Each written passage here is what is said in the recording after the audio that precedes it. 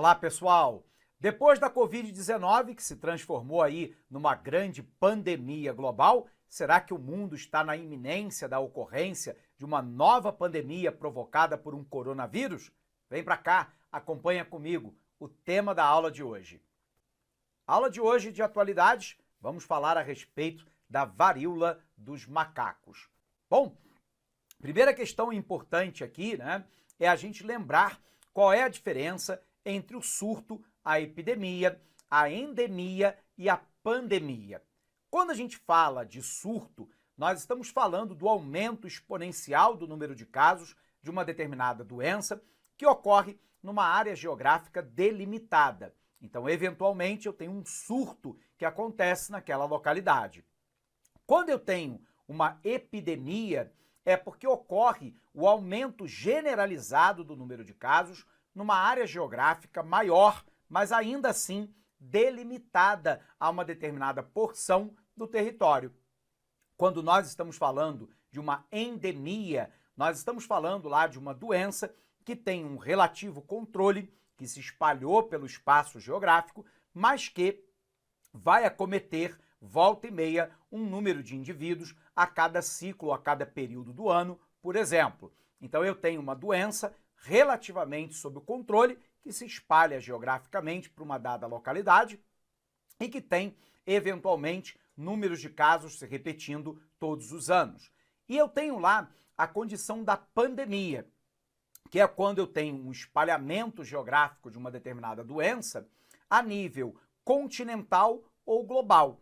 E, portanto, é importante te lembrar que pandemia não guarda relação com a gravidade da doença ou o número de óbitos.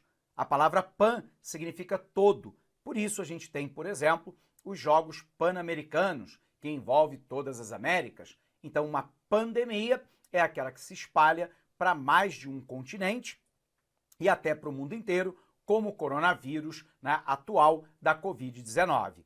Uma outra questão importante é a gente lembrar lá o que vem a ser um coronavírus.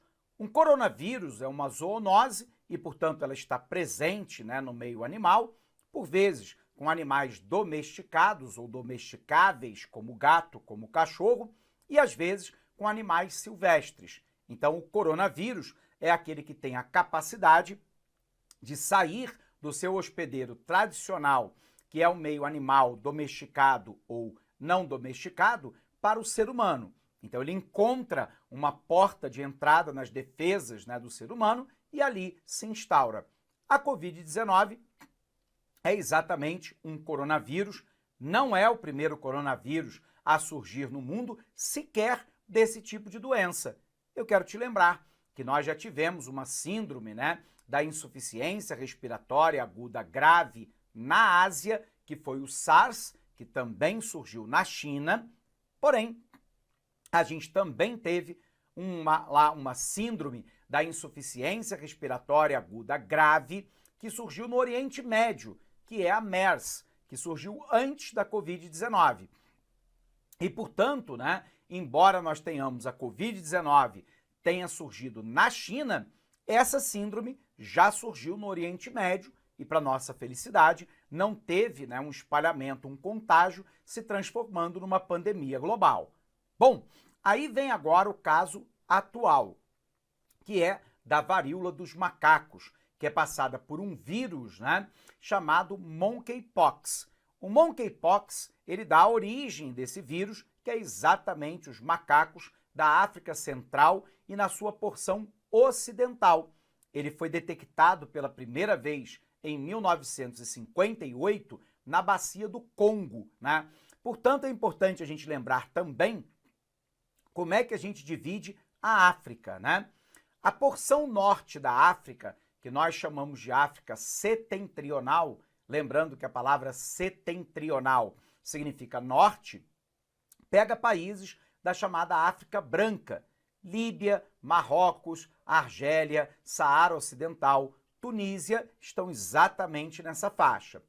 Abaixo do deserto do Saara fica a chamada África Negra, que é dividida em duas partes. Na África Central, o próprio nome o diz, é o centro da África, e na sua porção meridional, que é a porção sul da África.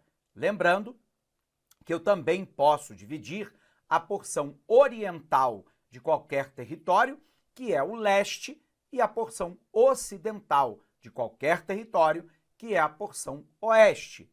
Bacana? Vamos botar isso no quadro, porque isso é bacana lá, porque às vezes envolve pegadinha de banca e a gente tem que ter a localização exata lá da varíola dos macacos, ok? Vem para cá. Então, quando a gente considera, né, a África, veja que a gente pode dividir o continente africano basicamente de duas grandes formas, né? Então, se a gente colocar aqui a África, eu tenho que a porção norte da África é a chamada África setentrional. Lembrando que setentrional significa norte. Eu posso dividir a África em África Central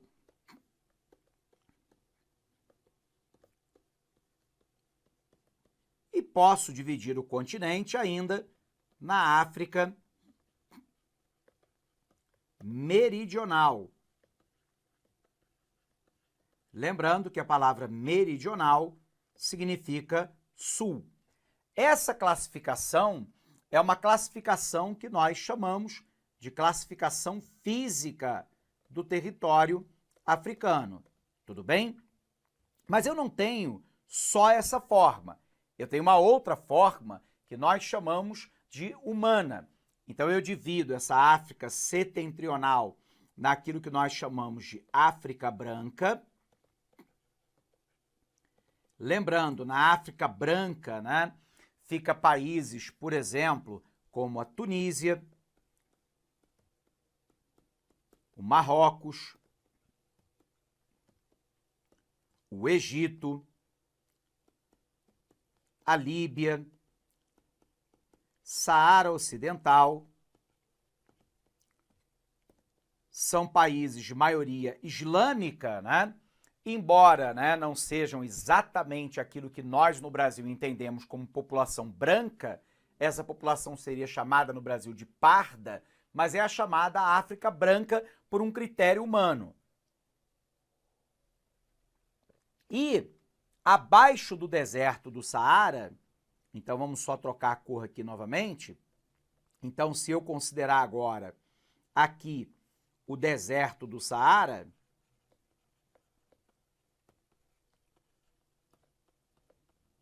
eu tenho toda a porção da África Central até a África Meridional, que nós chamamos de África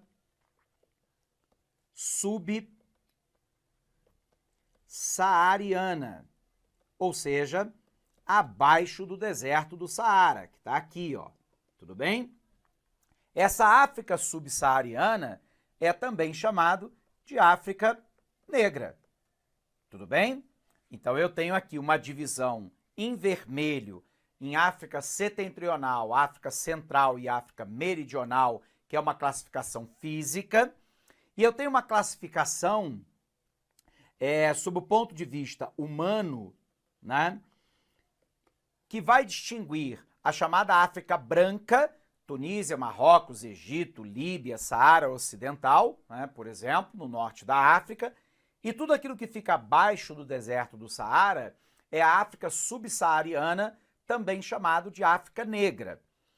Mas lembrando que nós temos uma outra forma, né, de distinguir todo e qualquer território, né?